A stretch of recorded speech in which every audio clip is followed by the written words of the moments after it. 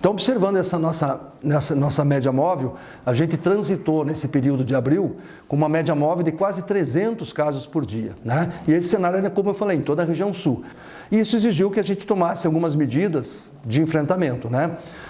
Eu sempre ressalto que todas as medidas de enfrentamento da pandemia, elas são muito rápidas, né? E as decisões têm que ser tomadas de uma forma muitas vezes rápidas. Por isso que as decisões têm que ser acertadas. E desta forma a gente lançou a perspectiva de construir uma matriz de risco. Essa matriz de risco, como o nome já diz, é uma matriz que ela nos embasa com dados estatísticos cientificamente comprovados, né? Colocando alguns indicadores. Esses indicadores são alguns parâmetros que a gente usa para que a gente pudesse instaurar em Guarapuava ou instruir o município no sentido da gente colocar um bandeiramento, né? E esse bandeiramento realmente ele coloca para a gente algumas normativas, né? Direcionando para o gestor a tomada de decisão, no sentido de que se a gente pode transitar livremente ou se a gente pode colocar alguma medida de restritiva com o objetivo específico de evitar principalmente a circulação. Ressaltamos sempre, o principal problema relacionado ao Covid é realmente a questão da circulação das pessoas, né? Naquele momento a gente transitou com uma alta taxa de mortalidade, com uma alta ocupação de leitos hospitalares, não tínhamos leitos hospitalares disponíveis de UTI, de enfermaria em quase todos os hospitais, né? As próprias unidades de urgência, tanto do Primavera como a unidade de urgência do Batel, elas foram redirecionadas no seu fluxo, atendendo especificamente e especialmente pacientes com Covid. A gente transitou numa semana, quase 15, 16 dias com bandeira vermelha, e com a evolução e com as medidas que foram adotadas, e é muito importante destacar esse fator, né? Toda medida tomada hoje, ou toda a conduta que a gente adota hoje, o reflexo sempre será depois de 15 a 20 dias. Isso que nós estamos tendo agora. Então, nós passamos de um patamar em que, no mês de abril, no mês de maio, nós transitávamos com uma média de 289 casos de média móvel. Hoje nós estamos num patamar, no dia 23 de junho, nós estamos com uma média móvel de 70,57. O que nós observamos? Que a partir da segunda quinzena de maio, nós começamos a ter um declínio de novos casos, tá? Então nós estamos numa descendente, estamos conseguindo, com as medidas adotadas, com o mandamento, atribuindo isso, lógico, com a participação da população, da comunidade, nós estamos conseguindo fazer com que essa curva ela venha numa descendência, estamos decrescendo o número de casos e, graças a Deus, posso falar isso, graças a Deus e graças aos esforços de todos os envolvidos, hoje nós estamos numa situação que eu diria controlável, tá? Muito controlável, tanto em termos assistencial como em termos de estatístico do número de casos. Porque eu sou um defensor ferrenho da vacinação, né? Na minha percepção, na minha concepção hoje, realmente para a gente conseguir enfrentamento para a pandemia, além dos fatores que a gente sempre insiste de distanciamento, de evitar aglomeração, do uso massivo de máscara, que já são regras estabelecidas, definidas, e já está no consciente popular, devia estar, eu sempre coloco que a vacina é a solução, a vacina é meta, né? Então, se a gente analisar no gráfico, a gente, tanto em internamento como em óbito, a gente teve uma evolução muito satisfatória, né? Muito gratificante de a gente falar. Só para vocês terem ideia, nós estávamos com a situação em janeiro de 2021, com um percentual de 79% de óbitos nos idosos acima de 60 anos. Quer dizer o quê? De cada 10 idosos que internavam, 7 morriam, né?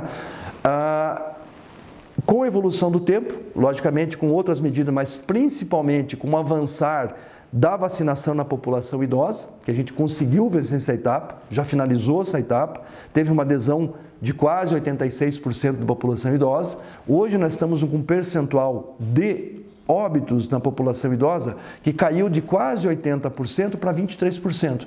Ou seja, de cada 10 em janeiro, que internavam, 7 ou 8 morriam, hoje de cada 10 que internam, a possibilidade é que 2 podem vir a óbito. Então isso é uma evolução muito boa, que já reflete realmente a imunidade que essas pessoas adquiriram em relação à vacina, que a vacinação massiva dessa população trouxe proteção para essa vacina. Então nós tivemos um decréscimo considerável na relação de óbitos e nós tivemos também um decréscimo no internamento. Hoje quem interna mais, por incrível que pareça, é a população mais jovem, abaixo dos 40 anos. A tua pergunta sobre a perspectiva de conseguirmos atingir uma percentual da população acima de 18 anos em Guarapuava até setembro toda imunizada.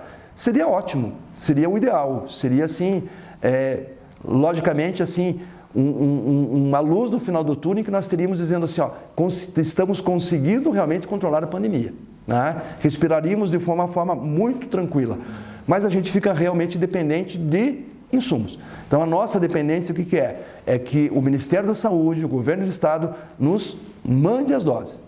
O Ministério da Saúde, a Secretaria Estadual de Saúde, no seu planejamento estratégico de vacinação, nos concedendo a dose, nós fazemos a vacina.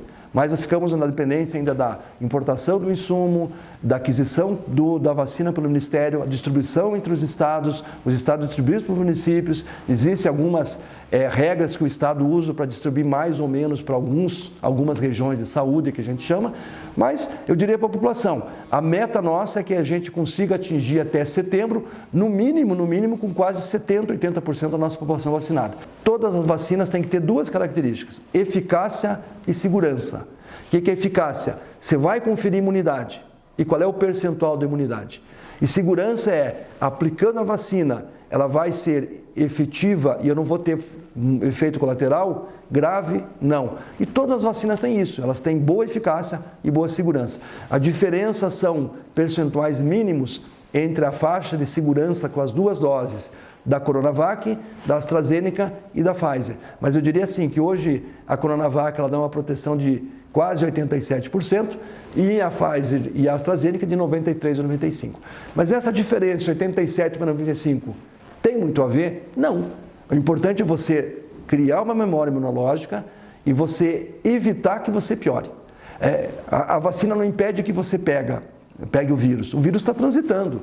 A vacina ela confere memória imunológica, reforço imunológico, a tua imunidade fica melhorada, que mesmo em contato com o vírus, a chance de agravamento, de você internar, de você agravar e de você ir a óbito, diminui de forma considerável. Então essa que é a razão, esse é o principal, né?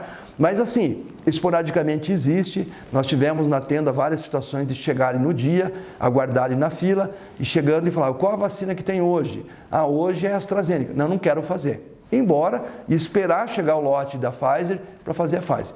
Não convém, né? Eu acho que hoje, na situação que nós estamos enfrentando, o insumo que estiver disponível, ou seja, a vacina que estiver disponível, tem que ser feita. É segurança para todo mundo. Você diminui o risco de tudo para a tua saúde em relação ao Covid. Então, gente, pessoal, por favor, na hora que tiver disponibilidade de vacina, façam. Não dá para escolher marca, não dá para escolher preferência. A vacina é segura, a vacina protege.